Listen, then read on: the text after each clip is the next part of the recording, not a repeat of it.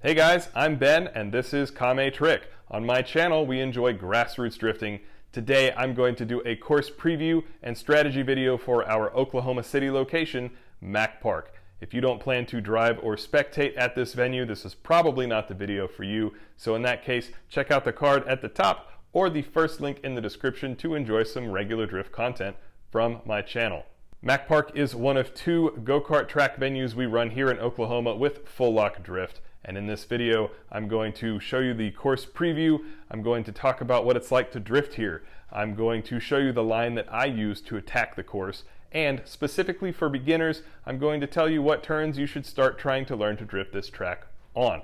Because there are some curbs at this venue, there are a couple of dicey areas. So you can come out here and have a great time even if it's your very first drift event, but the advice I give is going to show you the safest way to ensure you have a great time, get maximum seat time, and don't hurt the car until you're ready to progress to the next stage and start pushing yourself a little bit harder. After that, we're going to close out the video where I cover some of the dangerous sections of the track and what you need to do, and last but not least, what it's like to tandem here at Mack Park. Let's check it out. We'll start off with parking. As you can see, it's not huge, but we've never had any issues accommodating everyone at this venue. The only thing we ask is to leave the grass free for trailers to unload.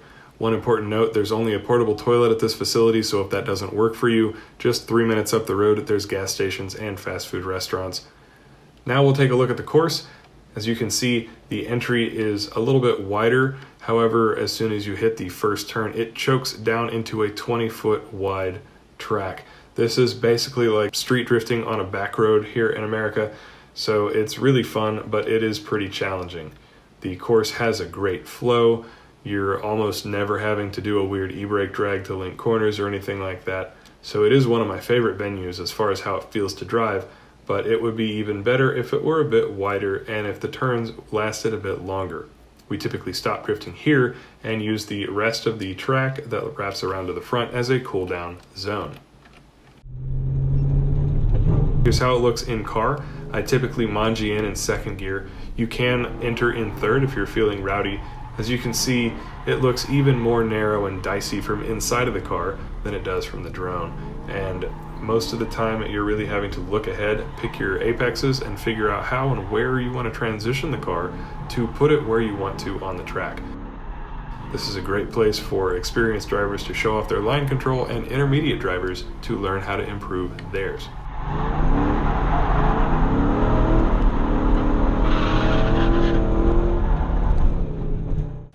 For beginners, I suggest you start by only worrying about drifting the first and last turns of this course. They're turns where there's nothing on the outside to hit, and there's a nice run-and-go to get you started. Once you can complete the first and last turn, look at linking the second to last and last turn. Then you can work backwards from the end of the track towards the front, adding additional turns, linking them until you're no longer a beginner and you're consistently linking the course. Here's the line that I like to run. So as I mentioned, I manji in second. I generally try to run a little bit wide in the first turn because there's the curb right there, and that curb can punish your tie rods if you run up it repeatedly, or if your car is super low, you could drag something else. Also, it's plenty wide as there's these little concrete add-ons here. I take a midline as I run up the hill to the first K barrier and get out kind of close to it. I like to overspeed into this section and use some foot brake to slow the car so I don't shoot off to the outside. Coming down the hill, I get tight on the outside and then come up to the box corner. This is one of the tricky parts of this track.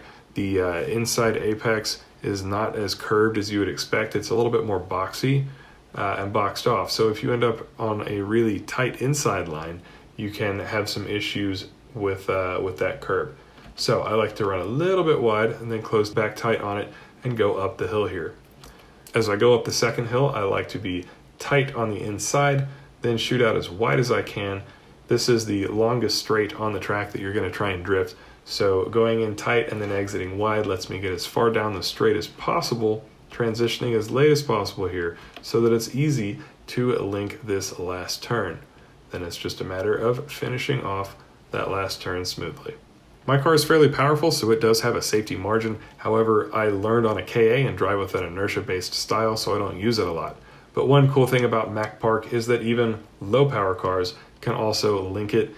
The driver here is John. He also has a YouTube channel, John Drives. Check him out if you haven't already. You can see here his stock BMW losing parts, but doing a great job of connecting the course. He's having to work for it, but it's totally doable. If you have a turbo car, you're going to have to clutch kick even more because you kind of almost need first and a half. It's going to bog a lot when you get off throttle, but it's a good track and I recommend you try it. Let's look at some of the risky parts of this track. So first off, the very first turn.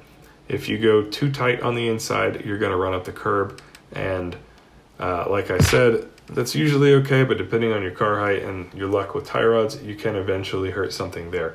If you actually go over the curb, sometimes it's dug out in that vicinity for some reason, and you can actually drop your tire down into effectively that gutter and kind of initial D yourself. You don't really want to do that. It's going to be a bad time.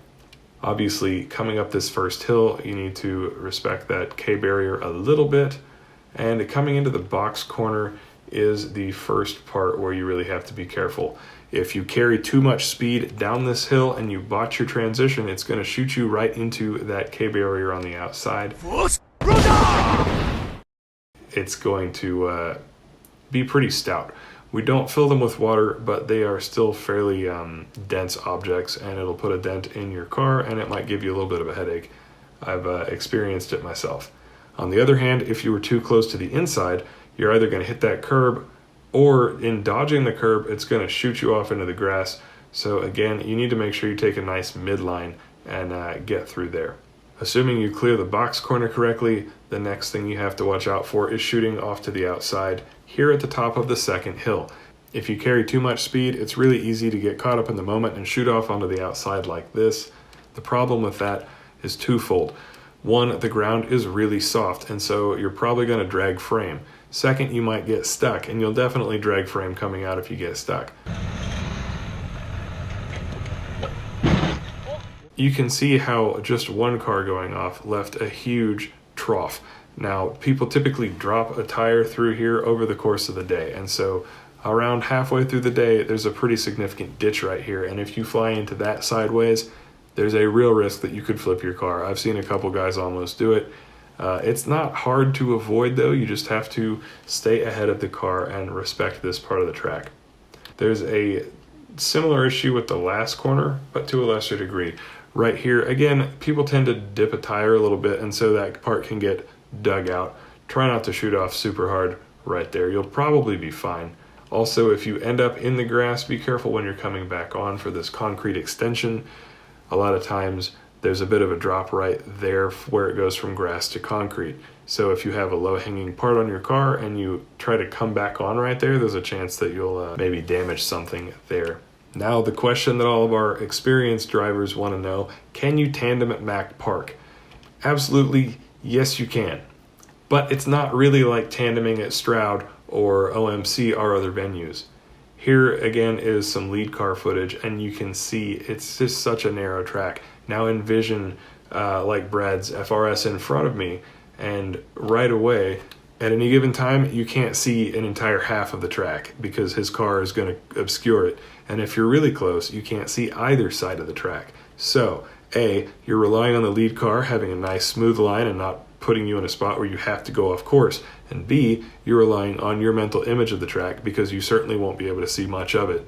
So it's really easy to catch curbs and have a little bit of a rough time there. With that said, we can watch a kind of unimpressive chase run that I will give with Brad. Sorry about the dirt on the camera, this was a dusty day. The corners don't last for very long. There's not really time to check up and get on doors before you have to get out of the way to let the lead car transition. So for me, I've picture Mac Park as more of a cat and mouse type of venue.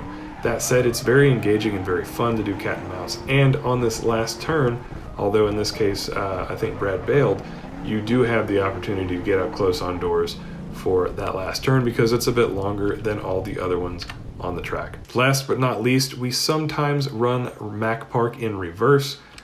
I can show you a tentative clip from a semi-slick day where I was running Mac. I was being very cautious here, so it's not my best lap by any means, but it's pretty much the same strategy as running it in our normal direction, except for one point. So of course the apexes do have curbs on the inside. You want to be a little careful through the box corner, but right here is a caution zone. So at this point, you're going to be in drift, the car is stable, you're going to be on power, you're going to be picking up speed, and you're coming off this hill and going downhill. This is the only place in Mack Park, and it only comes up going this direction, where there's a curb on the outside edge of the track. So if you carry too much speed and anything goes wrong or you botch your transition, if you slide into that curb, you are going to have a bad time.